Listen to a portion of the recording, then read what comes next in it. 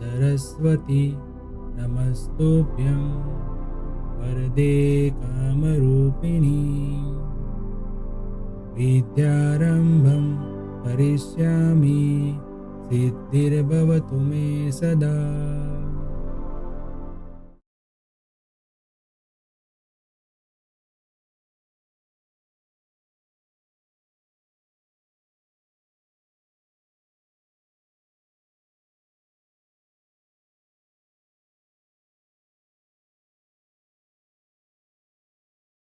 Hello everyone, welcome to Mantra Learning capital budgeting lecture number 6। आज एक और प्रैक्टिकल क्वेश्चन हम देखने जा रहे हैं और वो प्रैक्टिकल क्वेश्चन जो है बहुत ही इंपॉर्टेंट क्वेश्चन है। तो आज का लेक्चर आपके लिए बहुत ही इंपॉर्टेंट होने वाला है। तो पूरा क्वेश्चन आपको शुरू से लेकर लास्ट तक ध्यान से देखना है, ठीक है। चलिए तो स्टार्ट करते हैं। और आज का हमारा जो क्वेश्चन है वो क्वेश्चन है क्वेश्चन नंबर 13। सबसे पहले क्वेश्चन को अच्छी तरह से समझ लेते हैं। Sonia company wants to purchase one machine out of two machines as details mentioned below of machine X and machine Y। Company के पास दो मशीन के ऑप्शन है, मशीन X है और मशीन Y है। अब उसकी जो डिटेल दी है वो उसके बारे में देखें तो सबसे पहले परचेस प्राइस, इरेक्शन एक्सपेंस यानी कि उसको इंस्टॉलेशन का जो खर्चा होता है वो, स्क्रैप वैल्यू है और लाइफ। ओके, इनकम टैक्स का रेट दोनों में सेम है।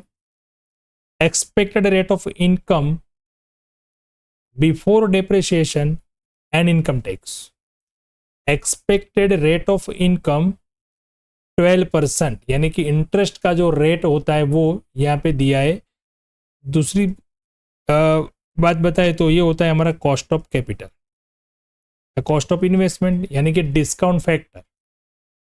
ये तीन में से कोई भी वर्ड हमें अलग अलग तरीके से दिए होते हैं, बराबर। तो यहाँ पे होता है ये 12% इंटरेस्ट रेट है हमारा, एक्सपेक्टेड रेट ऑफ इनकम।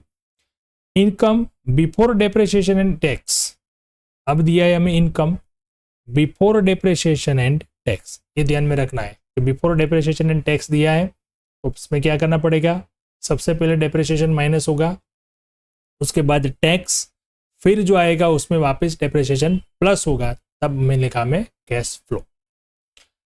अब 1 से लेके 5 साल तक देखो, यहाँ पे 4 साल की वैल्यू थी वाई की, मतलब इसकी लाइफ थी 4 इयर्स और इसकी लाइफ है 5 ईयर। तो देखो यहाँ पे उसमें डैश 0 दिया है, बराबर है। मतलब ये मशीन एक्स के लिए 5 साल के लिए और मशीन वाई के लिए 4 साल के लिए हमें प्रॉफिट जो है वो बिफोर डेप्रिसिएशन एंड टैक्स दिया हुआ है। You are requested to guide the management of the company out of two machine which machine is to be purchased under internal rate of return method and profitability index ratio and y. उसका reason भी यहाँ पे mention करना है। अब internal rate of return हमें पूछा है तो जाहिर अलग अलग से रेट हमें दिए होंगे। रेट हमारा कौन सा है 12, तो 12% से तो कैलकुलेशन करनी ही है। उसके बाद 15 भी है, 20 भी है, 25 भी है। तो इस पे हमें देखना है इंटरनल रेट ऑफ रिटर्न के लिए कब तक कैलकुलेट करना है, जब तक हमारी नेट प्रेजेंट वैल्यू माइनस ना आए तब तक, ठीक है। तो चलिए प्रोजेक्ट को इवैल्यूएट करने के लिए हमारे पास जितनी भी इंफॉर्मेशन है बहुत है, उसमें से हम सबसे पहले कैलकुलेशन क्या करेंगे, डेप्रिसिएशन की, फिर कैश फ्लो और फिर उस कैश फ्लो को डिस्काउंटेड करके डिस्काउंटेड कैश फ्लो, फिर देखेंगे हम इंटरनल रेट ऑफ रिटर्न और प्रॉफिटेबल इंडेक्स।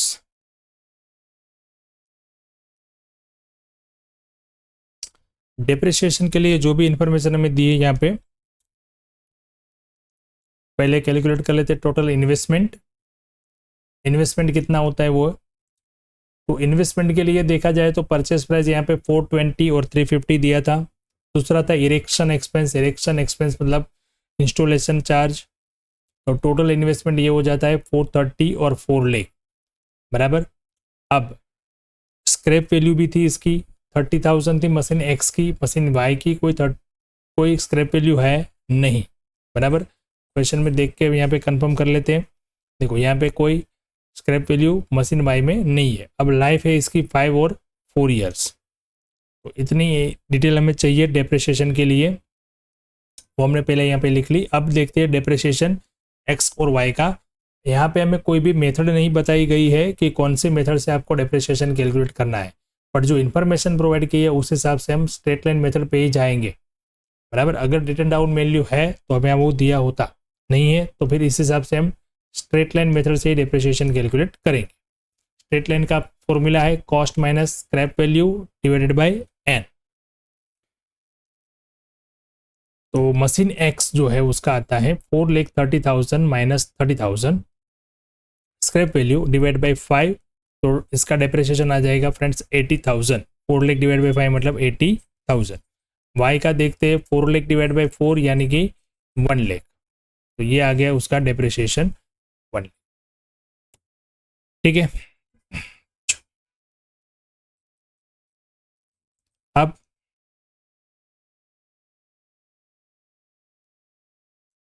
कैश फ्लो की कैलकुलेशन कर लेते हैं। Cash flow for machine x, cash flow किस तरह से कैलकुलेट करेंगे, क्योंकि हमें दिया है यहाँ पे profit before tax, depreciation and tax. तो सबसे पहले डेप्रिसिएशन माइनस होगा, उसके बाद टैक्स माइनस होगा, फिर डेप्रिसिएशन यहाँ पे प्लस होगा। अब जो प्रॉफिट दिया है वो पहले चेक कर लेते हैं कितना प्रॉफिट दिया था यहाँ पे 5 साल के लिए, क्योंकि 5 साल उसकी लाइफ है। 2 लाख, 1,60,000, 280, 240 एंड 220। एक ये आ गया। दूसरा था टैक्स का रेट 50% है और डेप्रिसिएशन यहाँ पे 80,000, बराबर है।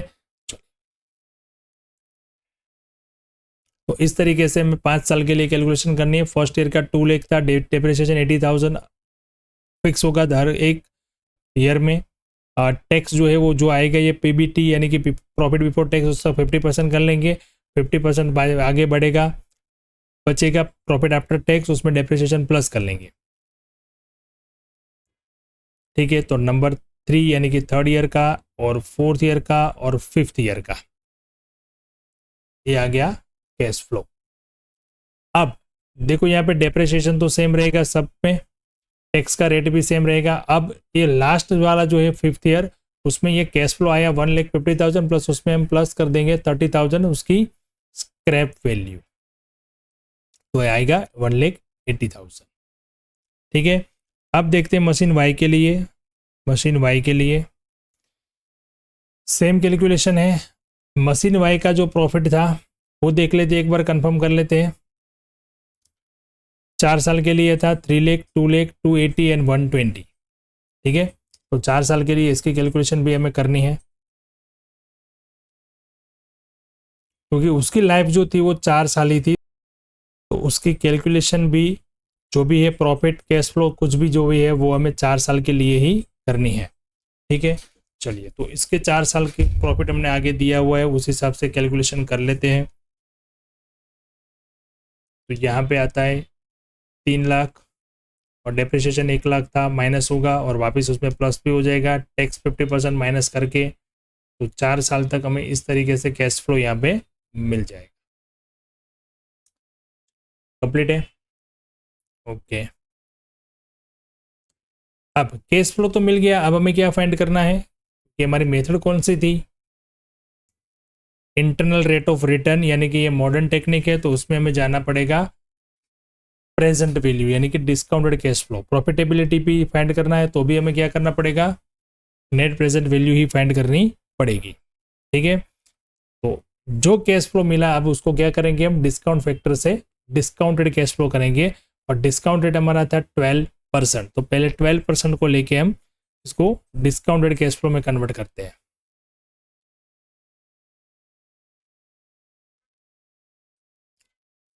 Present value of machine x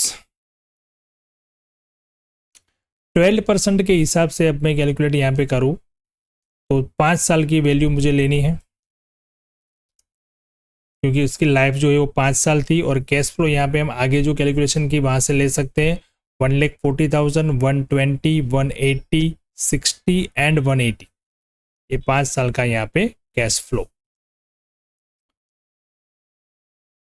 ठीक है, 140, 120, 180, 160 एंड लास्ट वन इज 180। अब 12% का जो डिस्काउंट फैक्टर था वो देख लेते हैं। 0.893, 0.797, 712, 636, 567। ये डिस्काउंट रेट भी आपको किस तरीके से लाना है कैलकुलेटर की हेल्प से, वो भी मैंने आपको इसके पहले आगे के लेक्चर में समझाया था। अगर आपको क्वेश्चन में नहीं भी दिया है कोई रेट, उस रेट से आपको कैलकुलेशन करनी है। ज़्यादातर इंटरनल रेट ऑफ रिटर्न में हम वो कर सकते हैं, तो आपको रेट भी फाइंड अपने हिसाब से कर सकते हैं। उसमें खाली क्या करना है, ये 12% है तो 12% मुझे फाइंड करना है, तो 1 प्रेस करना है, डिवाइडेड बाय 112%, तो मुझे फर्स्ट ईयर का डिस्काउंट रेट मिलेगा। अब सीधा मुझे परसेंटेज ही फाइंड प्रेस करना है तो सेकंड ईयर का मिलेगा। अब परसेंटेज जितनी बार मैं प्रेस करता जाऊंगा उतनी बार मुझे आगे की वैल्यू मिलती जाएगी। तो डिस्काउंट फैक्टर भी हम इस तरीके से कैलकुलेटर की हेल्प से कर सकते हैं, बराबर। वो मैंने आगे प्रैक्टिकल आपको एक लेक्चर में बताया है, वो अब देख लेना। अब 12% का जो डिस्काउंट फैक्टर हमने देखा यहाँ पे, उसको हम यहाँ पे मल्टीप्लाई कर लेते हैं, तो डिस्काउंट कैश फ्लो यहाँ में मिल जाता है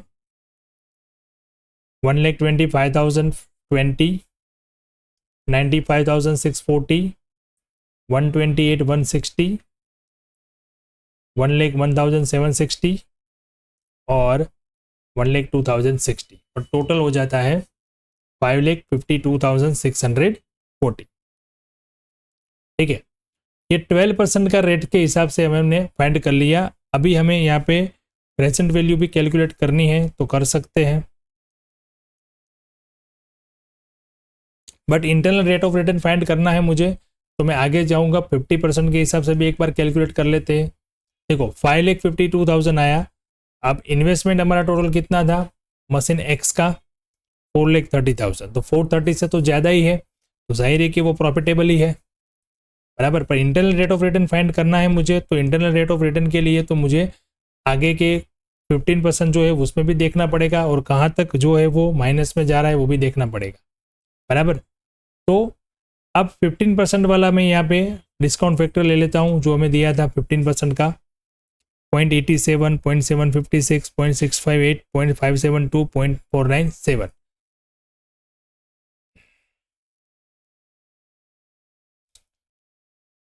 अब ये डिस्काउंट फैक्टर मैं यहाँ पे लिख रहा हूँ क्योंकि उसको डिस्काउंट कैश फ्लो तो यही है, सबके लिए सेम है कैश फ्लो, तो खाली उसको डिस्काउंट फैक्टर से मुझे मल्टीप्लाई करना है। 12 के लिए इससे मल्टीप्लाई किया, अब 15 के लिए सीधा मैं इससे मल्टीप्लाई करूंगा, तो वैल्यू मुझे मिलेगी यहाँ पे 15 के हिसाब से 1,21,000, 90,000, फिर 1,18,000, 91,000 और 59,000। तो अभी भी देखो 4,30,000 से ज़्यादा आ रहा है, तो अभी और आगे जाना पड़ेगा। 15% के बाद मुझे कौन सा दिया है 20%, तो 20% के रेट से यहाँ पे डिस्काउंट रेट करेंगे हम। 20% का जो डिस्काउंट फैक्टर था वो ये था। अब 20% पे भी 4,53,000 आ रहा है, तो भी और आगे जाएंगे 25% पे,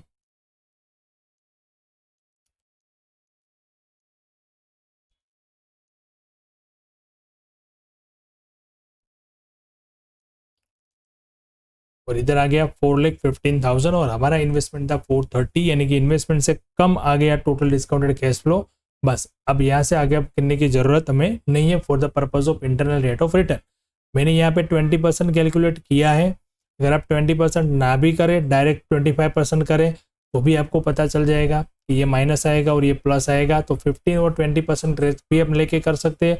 अभी मैंने यहाँ पे 20% कर लिया है, तो मैं 20 और 25% के हिसाब से भी कर सकता हूँ, क्योंकि जो इंटरनल रेट ऑफ रिटर्न जो है वो इसके बीच में ही आने वाला है, 25 से आगे नहीं जाएगा, और 20% भी अभी यहाँ पे प्लस में ही है, तो 20% से कम नहीं होगा।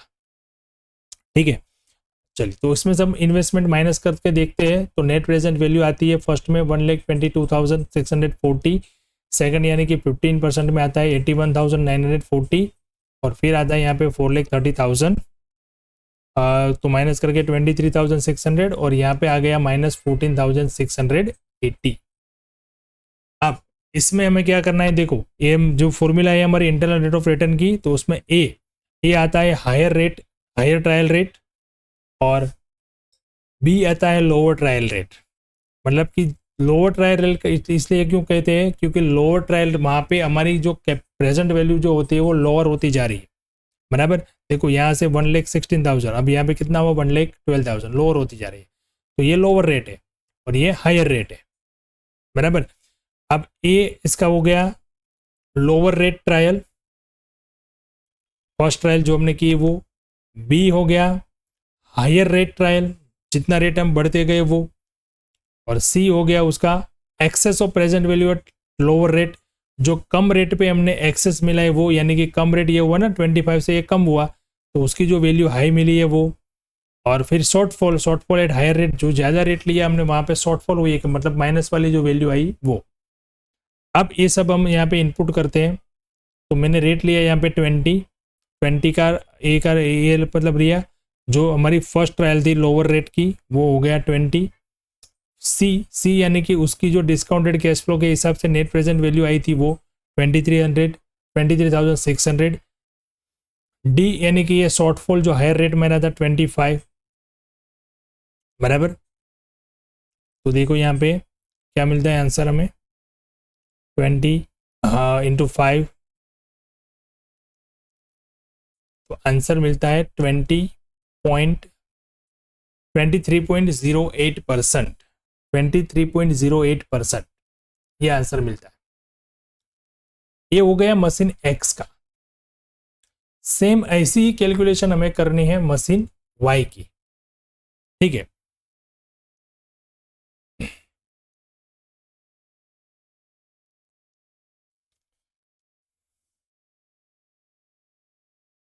मशीन वाई का 4 साल के लिए कैलकुलेशन करना है, क्योंकि उसकी हमें 4 साल की ही लाइफ है।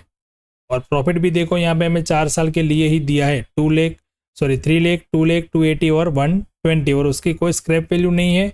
तो लास्ट में हमें, यानी कि लास्ट ईयर में कोई हमें प्लस करने की जरूरत रहेगी नहीं। पहले हम 12% के हिसाब से देखते हैं, तो 12% में यहाँ पे आ जाता है 5,03,390, उसमें से 4 लाख उसकी वैल्यू जो थी इन्वेस्टमेंट की टोटल, वो हम माइनस कर लेते हैं। 4 लाख की था यहाँ पे, 350 और 50, यानी 4 लाख उसकी इन्वेस्टमेंट की वैल्यू थी, वो माइनस कर दी, तो प्रेजेंट वैल्यू आ गई 1,03,000। अब हम उसको 15% से, कैश फ्लो यही रहेगा, खाली डिस्काउंट फैक्टर चेंज होगा और डिस्काउंटेड कैश फ्लो चेंज होगा, बराबर। 15% के हिसाब से देखें तो वैल्यू मिलती है इस हिसाब से। टोटल हो गया 4,75,000, 4 लाख माइनस करके 75,000 आ गया। अब देखते हैं 20% में माइनस आता है कि नहीं, तो 20% में भी आ गया 4,33,000, तो यहाँ पे भी 33,000 प्लस में आता है। अब 25% का देखते हैं, 25% का देखे तो 25% का 398 आ गया, तो इसमें माइनस वैल्यू आ गई 1620। तो फिर अब हमारे लिए इंटरनल रेट ऑफ रिटर्न के लिए जो ये 20% है वो हो गया लोअर रेट, और ये हो गया हायर रेट। ये लोअर रेट का एक्सेस और ये हायर रेट का शॉर्टफॉल, ठीक है।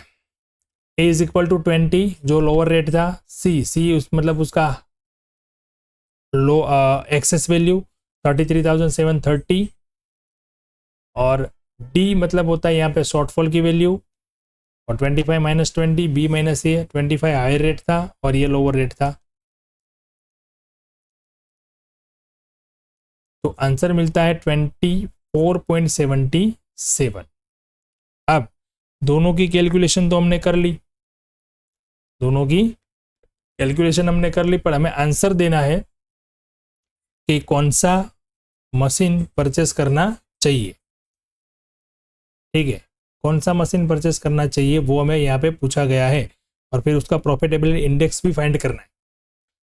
अब देखो कौन सा मशीन परचेस करना है, तो इसकी लाइफ देखे तो 5 साल की है, इसकी लाइफ देखे तो 4 साल की है। इन्वेस्टमेंट यहाँ पे 430 का है और यहाँ पे 4 लाख का ही है, पर उसकी स्क्रैप वैल्यू भी 30,000 है, यानी कि वो इन्वेस्टमेंट ऐसे देखा जाए तो इन्वेस्टमेंट तो सही है दोनों का। अब जो मशीन एक्स था उसका इंटरनल रेट ऑफ रिटर्न क्या आता है 23.08, और इसका इंटरनल रेट ऑफ रिटर्न क्या आता है 24.77। यानी कि यहाँ पे देखा जाए तो मशीन एक्स जो है वो प्रॉफिटेबल है। इंटरनल रेट ऑफ रिटर्न जो ये इसका ज़्यादा मतलब कि 24 तक यानी कि 25 तक अगर रेंट बढ़ता है रेट, तो वहाँ तक रिस्क नहीं है उस हिसाब से। और उसकी हम देखते हैं प्रेजेंट वैल्यू 12% अभी जो रेट है उसमें यहाँ पे 1 लाख आती है, और मशीन एक्स की देखा जाए तो 1,22,000 आ रही, तो ये भी यहाँ पे ज़्यादा है 1,22,000। उसके प्रेजेंट वैल्यू भी ज़्यादा है और इसकी प्रेजेंट वैल्यू जो है 1,03,000 है।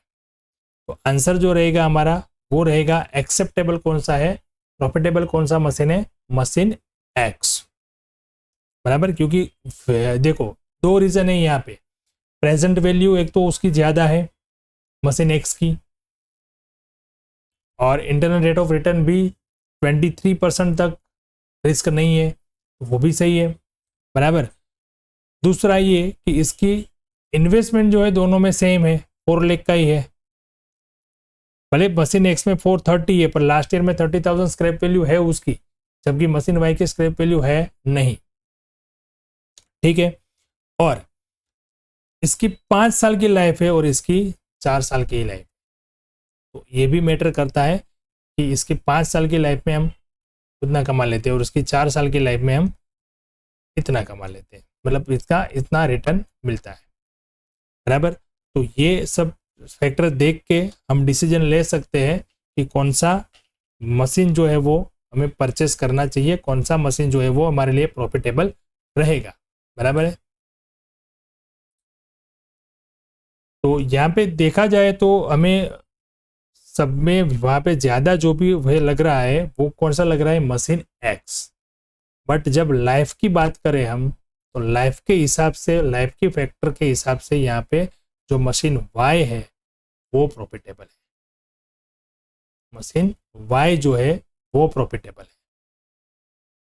क्यों? तो देखो इसमें 4 साल की वैल्यू इतनी है, 4 साल के हिसाब से ही सीधा हमें 5,03,000 रुपये मिल रहा है, बराबर, टोटल करें तो हम। और यहाँ पे देखें तो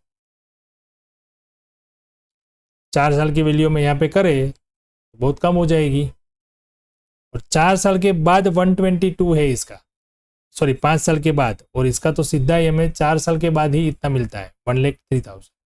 तो लाइफ के हिसाब से देखा जाए तो मशीन वाई इज प्रॉफिटेबल है। अगर लाइफ दोनों की सेम होती और ये आंसर होता तो मशीन एक्स प्रॉफिटेबल है, बट लाइफ एक में 5 साल है और एक में 4 साल है, तो इस हिसाब से देखा जाए तो मशीन वाई इज प्रिफरेबल और प्रॉफिटेबल। तो हमारा आंसर क्या होना चाहिए, machine Y is acceptable,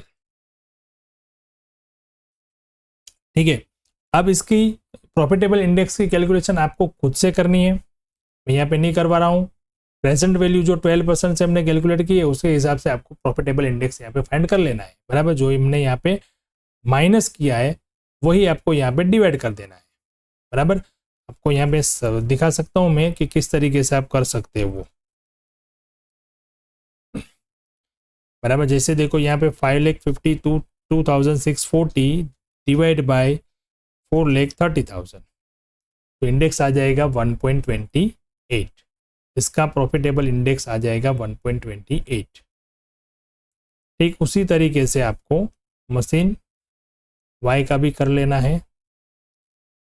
machine Y का किया जाए तो आ जाएगा 5,03,390 डिवाइड बाय 4 लाख, तो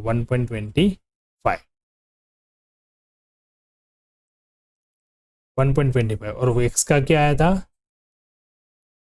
इसका आया था 1.28। तो यहाँ पे भी देखो 1 साल बढ़ जाता है फिर 1.28 आता है, और यहाँ पे 4 साल में ही 1.25 आ रहा है। इस हिसाब से भी देखें तो मशीन वाई ही प्रॉफिटेबल है। इसका मेन जो है वो है ये, इसकी लाइफ 4 साल की है, और सेम हमें 5 साल वाला जो है उसी का वो यहाँ पे हमें दे रहा है रिजल्ट। तो कम समय में हमें प्रॉफिट ज़्यादा मिलता है, तो वो वाई एक्सेप्टेबल रहेगा, ठीक है। चलिए मिलते हैं नेक्स्ट लेक्चर में अभी, और उसके भी जैसा कोई और नेक्स्ट टॉपिक और मोस्ट इंपॉर्टेंट क्वेश्चन के साथ, ठीक है। Thank you and have a good day. अगर आपको लेक्चर अच्छे लग रहे हैं, आप अपने एग्जाम की प्रिपरेशन आप अच्छे से कर रहे हैं, आपको यहाँ पे कुछ सीखने मिलता है, तो आप मेरी रिक्वेस्ट है कि आप अपने फ्रेंड्स के साथ हमारे ये सब वीडियो शेयर करें, लाइक करें, और आपको जहाँ पे भी कोई कमेंट है, कोई क्वेरी है तो कमेंट में आप पूछ सकते हो। व्हाट्सएप से सीधा मुझे कांटेक्ट कर सकते हो। हम ज़्यादा से ज़्यादा आपको तक पहुँचने के लिए, आपकी क्वेरी सॉल्यूशन के लिए, डाउट सॉल्यूशन के लिए कुछ ना कुछ हेल्प करते रहेंगे। ठीक है friends, thank you and have a good.